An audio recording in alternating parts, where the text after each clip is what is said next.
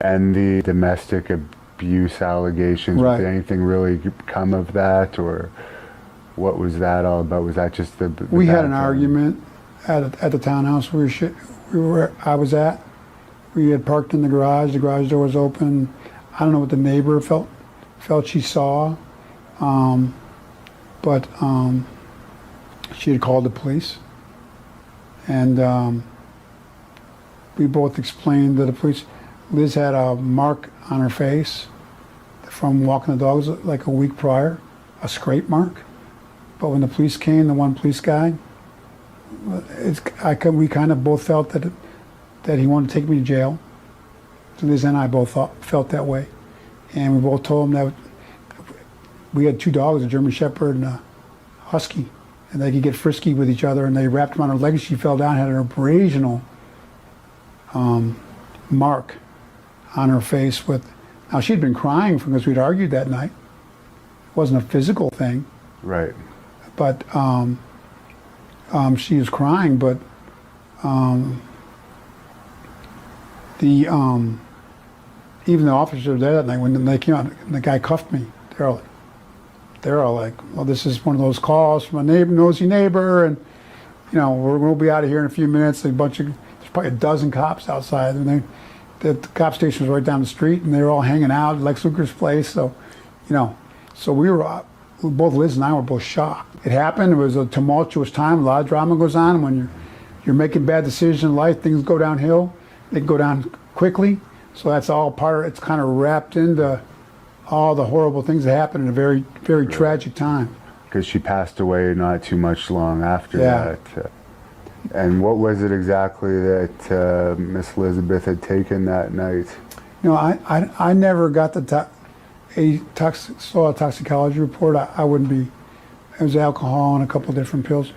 I mean, she seemed fine that night. We were watching movies together, and she was standing in the microwave next to me 1 minute. I took her food over to her and was heating mine up. In the microwave, the next minute she wasn't responding or breathing. Wow. I was total shock.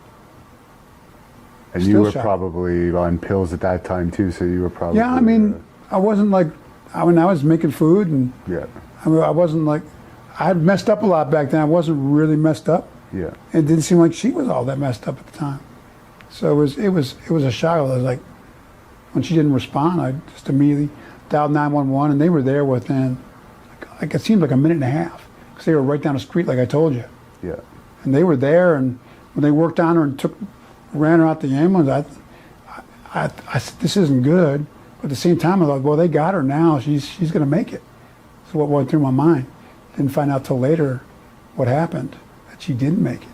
But they rushed her out the paramedics were working on her and rushed her out the ambulance. I thought, we always think we're going to make it, right? But might speak to youngsters now. So if I tell them, you just never know. I'm in jail. You're in jail. I'm an atheist, and I meet a pastor, a chaplain in jail. Right. Go figure. And tragedy has struck.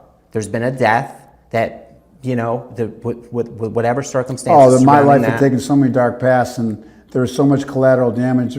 Right. Most tragic of all, the death of Elizabeth. Yeah, Right. just, oh my goodness. So, in that position, when you're in jail, and Pastor All Steve, bad choices I made, by of the course, way, yeah. of course. And Pastor Steve comes to you. You ignore him. You have no interest in him. Of course. Yeah. He wants you to. What would a child chaplain want to speak to me about? He wants you to train him. That's what he said. And that's when a bond is formed, sort of. He hunted me down. I got out of jail. I was there for almost 4 months then. One reason I talked to him, I was so bored in there.